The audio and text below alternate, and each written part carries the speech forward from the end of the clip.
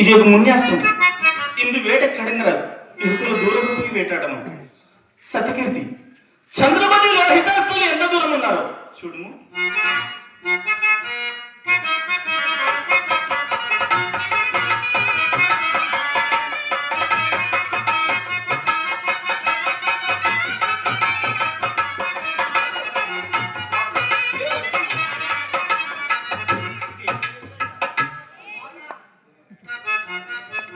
దేవి, నాథ, మనం ఇప్పుడున్న తలము ఒక మున్యాశ్రమం దేవి.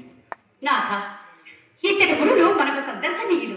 ఈ ఆశ్రమం ఎవరితో కదా?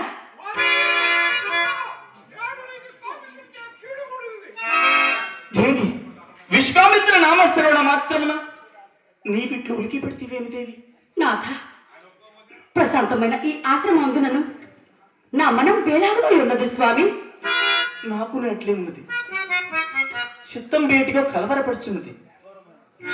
ఘోరమైన వేట ఘట్టము నిర్వహించుడితే సహజ కరుణాయత్నముకు మనస్తమనం అట్లను అంతకన్నా మరి ఏమనూ లేదు.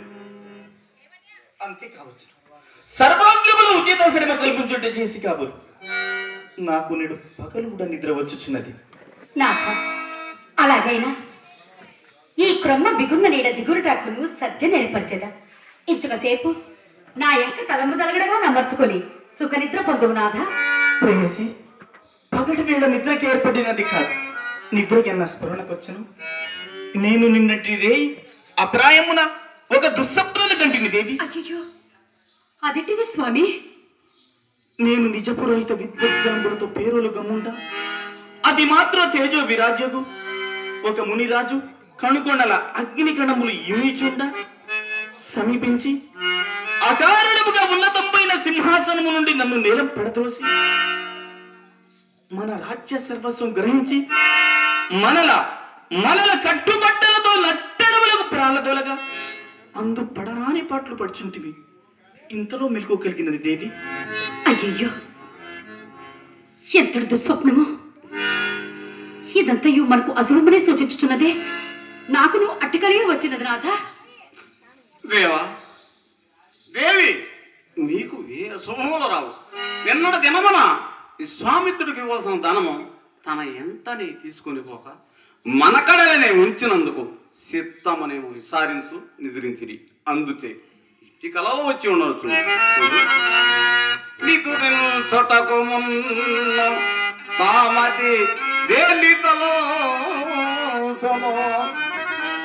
అదే మానవులకు సప్నత శంఖన పడునటునై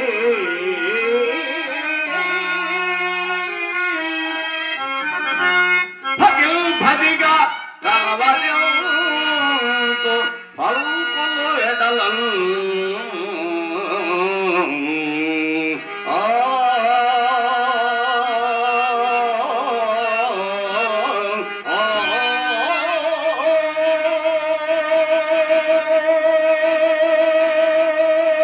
Oh!